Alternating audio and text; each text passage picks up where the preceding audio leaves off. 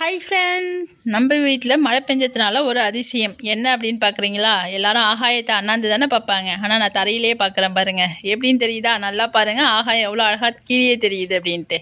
ஆமாங்க, நம்ம ஊரில் பயங்கரமான மழை. அதாவது பெஞ்சுது அப்படின்னு சொல்கிறத விட அருவி போல் கொட்டி தீர்த்துடுச்சு அப்படின்னு தான் சொல்லலாம்.